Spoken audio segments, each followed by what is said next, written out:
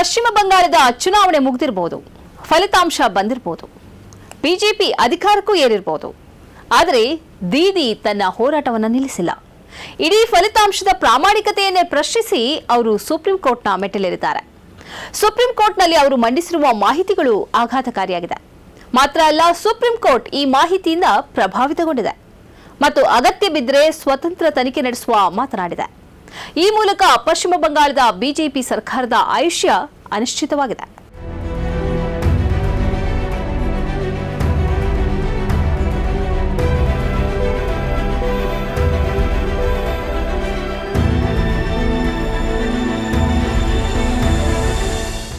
ಪಶ್ಚಿಮ ಬಂಗಾಳದ ಚುನಾವಣೆಯಲ್ಲಿ ಮತದಾರರನ್ನ ಪಟ್ಟಿಯಿಂದ ಹೊರಹಾಕಿರುವುದರ ಹಿಂದೆ ದೊಡ್ಡ ಪಿತೂರಿ ನಡೆದಿದೆ ಎಂಬುದು ತೃಣಮೂಲ ಕಾಂಗ್ರೆಸ್ನ ಆರೋಪ. ಸುಪ್ರೀಂ ಕೋರ್ಟ್ನಲ್ಲಿ ತೃಣಮೂಲ ಕಾಂಗ್ರೆಸ್ನ ನ್ಯಾಯವಾದಿ ಕಲ್ಯಾಣ್ ಬ್ಯಾನರ್ಜಿ ಅವರು ಕೆಲವು ಆಘಾತಕಾರಿ ಮಾಹಿತಿಗಳನ್ನು ಬಹಿರಂಗಪಡಿಸಿದ್ದಾರೆ.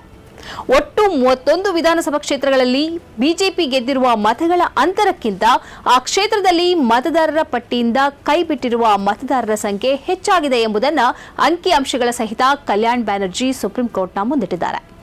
ಒಂದು ವೇಳೆ ಈ ಮತದಾರರ ಹೆಸರು ಪಟ್ಟಿಯಲ್ಲಿ ಇರುತ್ತಿದ್ರೆ ಫಲಿತಾಂಶದಲ್ಲಿ ಬದಲಾವಣೆ ಬರ್ತಾ ಇತ್ತು ಎಂದು ಅವರು ಸುಪ್ರೀಂ ಕೋರ್ಟ್ನ ಗಮನಕ್ಕೆ ತಂದಿದ್ದಾರೆ. ಅವರು ಇನ್ನೂ ಒಂದು ಮಾಹಿತಿಯನ್ನು ಹಂಚಿಕೊಂಡಿದ್ದಾರೆ. ಒಂದು ನಿರ್ದಿಷ್ಟ ಕ್ಷೇತ್ರದಲ್ಲಿ ತೃಣಮೂಲ ಕಾಂಗ್ರೆಸ್ ಅಭ್ಯರ್ಥಿ ಕೇವಲ 862 ಮತಗಳಿಂದ ಸೋತಿದ್ದಾರೆ.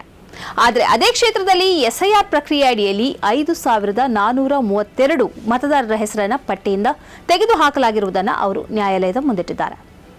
ಸೋಲಿನ ಅಂತರಕ್ಕಿಂತ ಪಟ್ಟಿಯಿಂದ ಹೊರಬಿದ್ದ ಮತದಾರರ ಸಂಖ್ಯೆ 6 ಪಟ್ಟು ಹೆಚ್ಚಿದೆ ಎಂಬುದನ್ನು ಅವರು ನ್ಯಾಯಾಲಯದ ಗಮನಕ್ಕೆ ತಂದಿದ್ದಾರೆ. ಇಲ್ಲಿ ಇನ್ನೊಂದು ವಿಷಯ ಗಮನಿಸಬೇಕಾಗಿದೆ.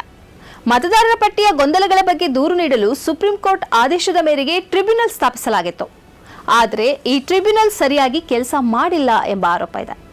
27 ಲಕ್ಷದಿಂದ 35 ಲಕ್ಷದಷ್ಟು ಮಂದಿ ತಮ್ಮ ಹೆಸರುಗಳನ್ನು ಮತದಾರರ ಪಟ್ಟಿಗೆ ಸೇರಿಸುವಂತೆ ಅರ್ಜಿ ಹಾಕಿದ್ರು. ಈ ನಡುವೆ ನ್ಯಾಯಮೂರ್ತಿ ಟಿಎಸ್ ಶಿವಗಣನಂ ಅವರು ಟ್ರಿಬ್ಯುನಲ್ಗೆ ರಾಜೀನಾಮೆ ನೀಡಿದ್ದಾರೆ. ಅವರು ಸುಮಾರು 10,000ಕ್ಕೂ ಅಧಿಕ ಹೆಸರುಗಳನ್ನು ಮತದಾರರ ಪಟ್ಟಿಗೆ ಸೇರಿಸಲು ಅನುಮೋದನೆ ನೀಡಿದ್ರು. ಆದರೆ ಚುನಾವಣಾ ಆಯೋಗ ಅದಕ್ಕೆ ಒಪ್ಪಿಕೊಳ್ಳಲಿಲ್ಲ. ಅದರಲ್ಲಿ ಕೇವಲ 1,600 ಹೆಸರುಗಳನ್ನು ಮಾತ್ರ ಸೇರಿಸಿದೆ ಎಂಬ ಅಭಿಪ್ರಾಯವಿದೆ.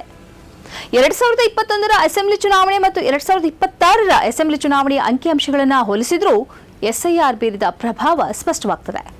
ಆಯ್ದ 112 ಕ್ಷೇತ್ರಗಳಲ್ಲಿ 2021ರಲ್ಲಿ ತೃಣಮೂಲ ಕಾಂಗ್ರೆಸ್ 86 ಸ್ಥಾನಗಳನ್ನು ಗೆದ್ದಿತ್ತು.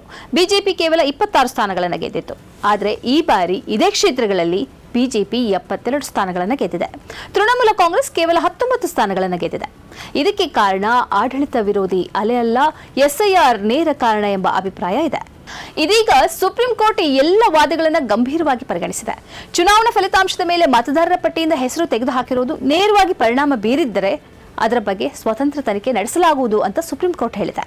ಅಥವಾ ಪ್ರತ್ಯೇಕ ಅರ್ಜಿಯ ಮೂಲಕ ನ್ಯಾಯಾಂಗ ಪರೀಕ್ಷೆ ನಡೆಸುವ ಅಗತ್ಯವಿದೆ ಎಂದು ಸುಪ್ರೀಂ ಕೋರ್ಟ್ ಹೇಳಿದೆ. ಆದ್ದರಿಂದ ಪಶ್ಚಿಮ ಬಂಗಾಳದ ಈಗಿನ ಫಲಿತಾಂಶ ಅಂತಿಮ ಎಂದು ಹೇಳುವ ಹಾಗಿಲ್ಲ. ಸುಪ್ರೀಂ ಕೋರ್ಟ್ ತನಿಖೆಗೆ ಆದೇಶಿಸಿ ಹೇರಾಪೇರಿ ನಡೆದಿದೆ ಅಂತ ಸ್ಪಷ್ಟವಾದಲ್ಲಿ ಮುಂದಿನ ಯಾವ ಕ್ರಮಗಳನ್ನು ಕೈಗೊಳ್ಳುತ್ತದೆ ಅನ್ನೋದು ಕುತೂಹಲಕಾರಿ ವಿಷಯ.